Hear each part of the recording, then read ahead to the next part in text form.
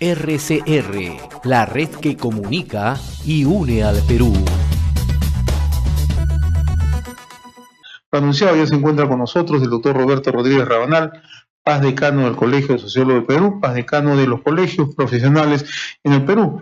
Y le agradezco la amabilidad de compartir esta invitación de RCR. Qué gusto saludarlo, doctor Rodríguez Rabanal. No, encantado de estar acá y compartir con su persona y a través suyo con los radioescuchas. Temas interesantes. Ayer yo leía un artículo suyo a través de Diario Exitosa, ¿no? Sí. Donde usted señala que estamos a punto de impulsar reformas revolucionarias, ¿no? Pero en medio de todo esto se da una confrontación abierta entre el Ejecutivo y el Legislativo. Me gustaría primero analizar por qué se ha ido generando todas estas condiciones en los últimos meses de enfrentamientos abiertos entre Ejecutivo y Legislativo y por qué no se puede generar un nivel de confianza entre ambos poderes del Estado, ¿no?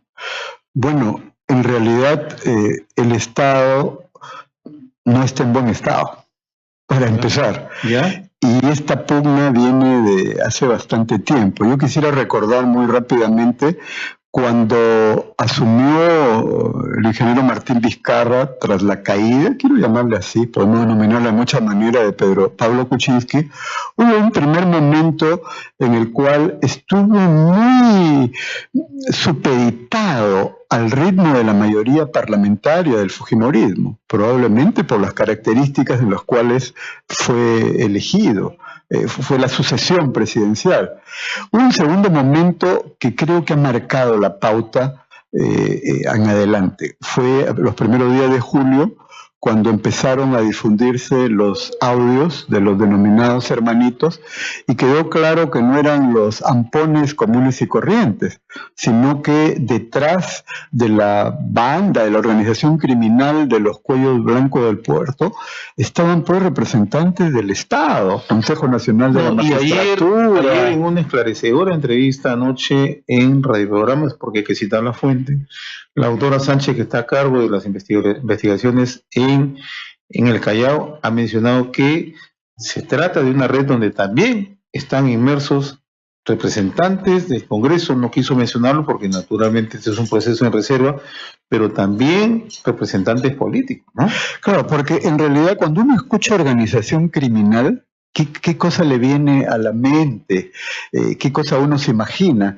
Un grupo de ampones, esos que asaltan, pero ya de alto rango, ¿no? Claro. Pero en este caso es desde el Estado, y eso es muy grave. Consejo Nacional de la Magistratura, jueces, fiscales, fueron mencionados, congresistas y políticos en general. Entonces, a partir de ello hubo un cambio en la postura presidencial. Recordemos que en julio hubo grandes movilizaciones, después de bastante tiempo, y en el mensaje del 28 de julio el presidente sintonizó y planteó las 4 reformas, el referéndum, y este segundo momento lo llevó a una victoria, pero que no fue una victoria del presidente, yo diría fue un logro democrático ciudadano en relación al tema referéndum. Ahora, pasamos a un siguiente momento este año donde parece que se perdiera el rumbo, pero el Congreso sigue en lo mismo, acentuado por los mayores destapes de corrupción. Conclusión de todo esto, este entrampe gobierno-Congreso no va a ser solucionado si es que no se escucha la opinión de la gente. No puede ser la pelea de los de arriba de espaldas a la ciudadanía. ¿De qué manera la ciudadanía participa en esto? ¿O podría participar en esto? Creo que hay un primer punto, y lo señalo, en las próximas horas estamos definiendo con un conjunto de sectores vecinales, de organizaciones de mujeres, directivos de profesionales, de regiones, etcétera, una autoconvocatoria a una reunión ciudadana en la cual queremos poner en agenda, y es un consenso, el tema de la reforma política.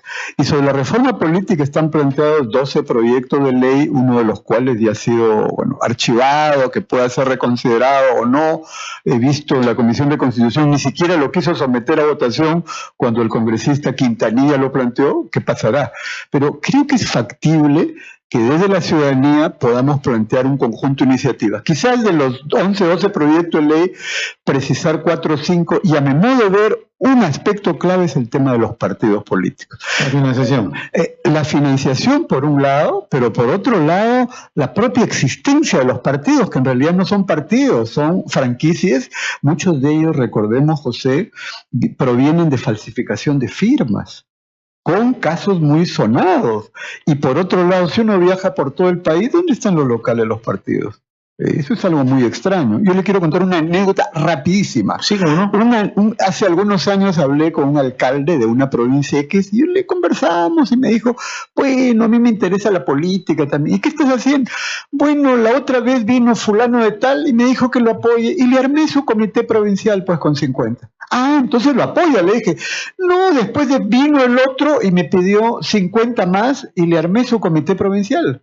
Y luego vino otro y o sea, un alcalde armó 3 comités provinciales para 3 partidos. ¿Compromiso? No, eso es otra cosa. Entonces, son, como decía González Prada, clubes electorales. ¿Cómo eligen sus candidatos? El poder del dinero. Por eso, uno de los proyectos más importantes, además del financiamiento, tiene que ver con la elección de los candidatos. Y el planteamiento de que sean vía elecciones primarias. Fíjate que lo que dice Roberto es sumamente importante, ¿no? Porque nosotros le damos una mirada macro a los partidos políticos o a las organizaciones conocidas, pero tú viajas bastante por tu propio trabajo profesional, ¿no? Viajas a todo el país, ¿no? Y ahí te has dado cuenta que hay otro poder fáctico que también funciona, ¿no? Y que está detrás de muchas agrupaciones locales, ¿no? Entonces, ¿cómo controlamos todo ese abanico, ¿no? ¿Cómo generamos que todo eso se transparente y que vuelva la confianza en las agrupaciones, en los partidos políticos, ¿no? Miramos de cerca todo el escenario de los partidos tradicionales, que por lo demás están muy complicados, pero las agrupaciones también en provincias tampoco dejan mucho espacio para las dudas, ¿no? En general, el sistema, si se le puede llamar sistema, porque no existe como tal, o este conglomerado de denominados partidos políticos y movimientos regionales está viciado. Por lo tanto, hay que cambiarlo de raíz. Y cambiarlo de raíz con las primeras reformas. Gandhi decía que si uno no es capaz de encarar las primeras reformas, está incapacitado y descalificado para las opciones trascendentales de mayor rango. Entonces, creo que, por ejemplo, en el caso de los partidos políticos, uno, que sea obligatorio que la elección sea vía primarias, o sea, abiertas, o sea, no solo los militantes, sino un ciudadano, tú y yo, que podamos ver que en tal partido hay una opción importante, podamos votar, que sean simultáneas, para que aquel que el domingo tal votó por uno y perdió, no se vaya el otro domingo al otro. Ahora, eso se hace en otros países. En Argentina, el próximo mes van a hacerlo, ahí se llaman las PASO. Claro. Primarias abiertas, simultáneas obligatorias. Y el mismo día todos los partidos compiten y al final ordenan quiénes son los quienes quieren participar en política tienen que pasar. O sea, ¿eso qué permite? No le pueden sacar la vuelta. Claro, permite, yo diría, uno, institucionalizar. Yeah. No es, digamos, el que le dio la gana tal o cual, sino la institución camina. 2, permite democratizar, no es a dedo, sino es en base al voto y también de los ciudadanos. 3, permite renovar, además con una pseudo clase política que no va para más. Y hay liderazgos locales, regionales importantes, pero que no lo dejan surgir. Y por otro lado, transparentar. Entonces, institucionalizar, democratizar, renovar y transparentar no es difícil si hay voluntad, y creo que es posible hacerlo. Y eso ligado al hecho que la existencia de los partidos no sea en base a firmas, sino en base al número de militantes comprobados con sus comités, y que la elección lo organice la OMPE y no los comités electorales que dependen de los comités ejecutivos nacionales de cada partido y que lo tienen todo amarrado. Ese es un tema. Eso sería una pequeña revolución. Eso es un tema. ¿Cómo democratizamos? ¿Cómo la población accede justamente a participar? El otro tema, que es el más delicado que conversamos hace un instante, financiamiento, ¿no? ¿Cómo controlamos esto, no? Porque mira, fíjate, hoy en provincias, y hay mucha gente que ya empieza a hacer estudios, que en las campañas recientes, la plata no ha venido no solamente del narcotráfico, la plata viene de los traficantes de terreno, la plata viene de proveedores locales, ¿no? Entonces, ¿cómo le damos una mirada y evitamos que esto siga contaminándose. Bueno, ahí hay dos aspectos. Uno primero en la definición del financiamiento, de ponerle reglas. En el caso del narcotráfico, ciertamente es que es complicado porque el proceso de lavado, bueno, saben todas las mañoserías, ¿no? Pero sin embargo, la experiencia ahora de fiscales y jueces está empezando a ponerle un primer paralelo. En la minería ilegal, ¿no? Claro. El otro elemento es que si es que hay un financiamiento, tiene que ser bancarizado y hay una exigencia fundamental. Claro. Nada, además, uno puede hacer cualquiera, abuelo de pájaro, se da cuenta. Si declaró que ha recibido tales donaciones, aportes, tal, y veo una campaña multimillonaria, uno saca su cuenta y se da cuenta. Y por otro lado, aquel que lo hace en términos de toma y daca, bueno, que esté prohibido de ser proveedor. Porque acá al final es el poder del dinero que dice, yo invierto, entre comillas, en la campaña y ya tengo 5 obras, tengo 7 servicios. No, pues. Eso es la mercantilización de la política. Yo creo que eso es totalmente negativo. Es posible a través de varios mecanismos legales y sobre todo la vigilancia ciudadana. Porque ¿quién informa de estas cosas? En el departamento tal, en la provincia tal, en el distrito. El que conoce, pues, en la comunidad, en el barrio, etcétera, más a un pueblo chico, infierno grande. Entonces, eso se puede, con mecanismos de participación ciudadana que es posible construir si hay voluntad política, comités de vigilancia, en fin. Ahora, el otro tema que de una u otra manera está en la agenda del día a día es la Junta Nacional de Justicia, ¿no? Acaba de culminar un examen, 104 participantes, de los cuales solamente 3 han obtenido mayor puntaje, ¿no? En la comisión que está encargada ha convocado un nuevo concurso, ¿no? Desde tu perspectiva, ¿cómo le damos salida a este tema? Bueno, ahí hay, digamos, hay un problema de error de base y la salida, ¿no?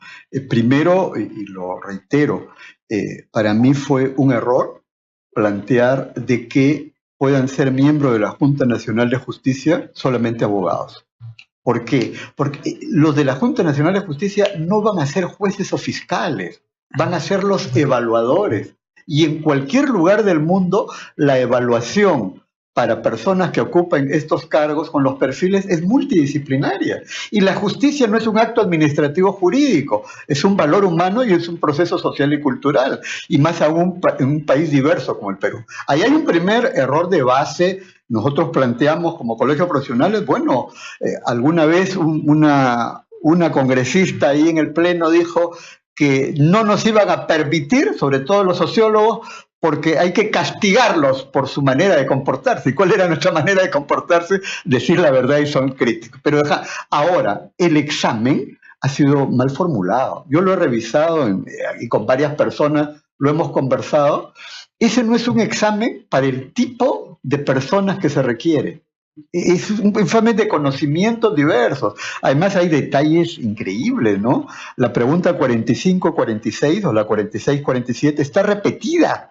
Y está repetida con 2 respuestas. Entonces, ¿dónde está el control de calidad? Y el defensor del pueblo, cuando trata de explicar y se enreda y quiere echarle la culpa a todo el mundo, creo que debería asumir autocríticamente. ¿Cuál es la salida? Bueno, en este momento creo que parcialmente está esto de convocar un nuevo concurso, pero la prueba tiene que estar en función del perfil de lo que se quiere. Esto no es una prueba para académicamente saber tal o cual cosa. Hay quienes advertían que por las mismas consideraciones planteadas no iban a participar juristas de nota, juristas connotados. ¿Ese nuevamente es el riesgo que podemos atravesar en un segundo concurso? Se mantiene el riesgo. Alguien entre broma y en serio decía, ¿quiénes son las personas más adecuadas para integrar la Junta Nacional de Justicia? ¿Y qué decían? En primer lugar, que sean unos caballeros, con equidad de género, damas. Y si saben de derecho, qué bien. O sea, no es un tema de alta especialidad jurídica. Eso es equivocado. Uno tiene que tener una visión de conjunto, tiene que tener criterios y algo fundamental que está devaluado. Tiene que tener valores. A partir de eso, con equipos de asesoramiento, en fin, uno camina. Pero ojo, y Nostroza, cuando dio su examen, ocupó el primer lugar. El mismo que nos decía, sí pues, esto es antiético, pero no es ilegal. Y hacía un corte entre ley, justicia y ética. No, es el caso de la persona que ha ocupado el primer lugar. Bueno, se ha acogido al marco legal, ¿no? Claro. O sea, y sus comentarios son incalificables, ¿no? No, eso está fuera de toda discusión, ¿no? En realidad, ayer ha pedido disculpas públicas y bueno, ya un poco también la ciudadanía lo conoce, ¿no? Pero esto es un proceso que ha sido llevado por una comisión de alto nivel, ¿no? Poder Judicial, la Defensoría del Pueblo, decanos de las principales universidades, todos acreditados, ¿no? Entonces, ¿dónde falló? Creo que hay un tema, en primer lugar, de enfoque general de lo que significa justicia en el Perú. La justicia se lo quiere reducir a un tema jurídico legal. Ojo, en otros países, ¿cómo son los jurados? No, son ciudadanos. Son ciudadanos. En Estados Unidos, y en promedio funciona mejor. Que hay los problemas por acá, ¿no? Yo recuerdo la película de los... Claro, pero los controles son mayores en otros países. Son mayores. Claro. No digo llegar a eso, pero creo que podemos hacer algunos cambios en este proceso. Por ejemplo, que los jueces sean vía elección popular. Los de primera instancia, los jueces de paz. Sería un primer paso. Yo digo, las pequeñas reformas empiezan a construir los grandes cambios. Y por otro lado, tal como estamos ya con un jurado de 7, defensor del pueblo, presidente del Poder Judicial, etcétera, lo que corresponde es que ahora, uno, se aboquen a hacer una prueba adecuada para que pueda garantizar que el perfil de las personas que puedan ser elegidos corresponda a lo que necesita el país. Ahora, estas pruebas han sido también acreditadas por instituciones de renombre, la Pontificia Universidad Católica, San Marcos, ¿no? El tema es, yo he hablado con algunas personas y me dijeron, a nosotros nos dijeron que hagan una prueba así. El problema principal no está en las universidades, lo digo sí, con todo respeto. ¿Sí, no? Está en lo que yo llamaría el gran jurado. Defensor del pueblo, presidente del Poder Judicial, lo que significa la fiscal de la nación, claro, etc. Ellos han debido orientar. Esto es el objetivo, esta es nuestra visión, este es nuestro objetivo. Nosotros lo que buscamos, universidades formulen esto y nosotros lo revisamos, porque lo técnico tiene que ver en función del objetivo. Yo he participado en diferentes procesos no de esa magnitud. Al final, el ente que decide tiene algo que decir y tiene algo que opinar. Entonces, yo hago votos y espero que en la formulación de esta prueba pueda redefinirse mejores términos. Y en segundo lugar, una invocación. Yo conozco a muchas, en este caso dado que pueden postular exclusivamente abogados y abogadas, las personas probas, con criterio, con experiencia, bueno, postulen. El Perú necesita esto, porque si no corremos el riesgo de pasar al capítulo Los Hermanitos 2, y eso sería terrible, ¿no? Saquemos las lecciones de la experiencia. Pero en esta elección, mira, el que ha ocupado el primer lugar es una persona que ha recibido cuestionamientos, ¿no? Pero también está Cubas Villanueva, ¿no? Un fiscal anticorrupción, ¿no? Y en realidad, me parece que más no está en los personajes, que pueden ser cuestionables, sino lo que tú dices, la formulación de fondo, ¿no? Claro, no es un tema de personas tal o cual. Sería injusto y personalizarlo, ¿no? Creo que hay un tema de sistema para la formulación y de enfoque. Creo que con todo lo que se está dialogando estos días, los señores de la Junta Nacional de Justicia, que son personas muy capaces, sabrán escuchar, sabrán asimilar y sabrán realizar los ajustes correspondientes, porque si no el riesgo sería que se caiga nuevamente el proceso, no tengamos Junta Nacional de Justicia y una serie de temas pendientes. Bueno, va a servir para que los vivarrachos se escuden en eso para... Bueno. No quiero dejar de comentar contigo, Roberto, el tema de la corrupción, ¿no? Cuando alguno hace una perspectiva de cuánto nos afectó la corrupción, ya tenemos que ver que de izquierda a derecha y de derecha a izquierda, ¿ya? Hay una afectación transversal, ejecutivo, legislativo, organizaciones políticas, organizaciones empresariales, la prensa, es decir, de manera transversal, ¿no? Y ahora de izquierda a derecha. ¿Cómo ves esta situación tan grave, ¿no? Si bien es cierto, se van conociendo, se van destapando una serie de hechos hasta ahora desconocidos, pero el gran problema es que mientras nosotros en el Perú analizamos la caída 4 presidentes, de personalidades, de gente que estuvo vinculada a las empresas, etcétera, etcétera. En el mundo se pregunta, ¿no? En Europa fundamentalmente se pregunta, ¿qué tanto daño le han hecho las organizaciones empresariales brasileñas, no solamente a su país, sino a América Latina? Bueno, yo lo primero que quiero decir es que la corrupción no tiene sello ideológico, color político, género, ni credo religioso, porque están involucrados, ni origen socioeconómico. Eso es lo primero. Lo segundo, no se puede decir que en sí mismo la corrupción es de tal o cual. Hay en todos los sectores grupos de cal y de arena. Eso es lo primero, ¿no? Para no caer en una ligera generalización. Ahora, lo segundo, hay un tema histórico, ¿no? Hay el libro de Quirós, que yo conocí en la universidad, el historiador, donde nos plantea todo el itinerario de la corrupción. Y al mismo tiempo hay un texto de Lumbreras, que habla el antropólogo y arqueólogo ayacuchano, que habla de la razón colonial. O sea, lo que significó del Lama Súa al Lama Yuya y el Lama Queya del Imperio Incaico, que tampoco hay que santificarlo, pasamos a un régimen colonial despótico, donde la corrupción era un punto fundamental, lo que significaba el manejo de poder. Esta razón colonial, con la independencia de 1821, ahora que estamos a puertas del Bicentenario, no cambió, sino que se estereotipó, varió y sigue. Por un lado, eso en primer lugar. Y en segundo lugar, creo que hay un tema de cultura principalmente y de educación. O sea, la corrupción no puede ser combatida simplemente diciendo más penas, etcétera, que hay que hacerla de manera legal. Creo que hay un tema de familias, hay un tema de hogares, más que casas, porque la casa es el espacio físico, el hogar son afectos y valores, que es lo que se está perdiendo. Y segundo, todo lo que tiene que ver con el sistema educativo y los medios de comunicación. Entonces se trata de construir, de retomar una cultura ciudadana donde el valor de los valores no esté devaluado, esté en la cúspide. Y eso es fundamental.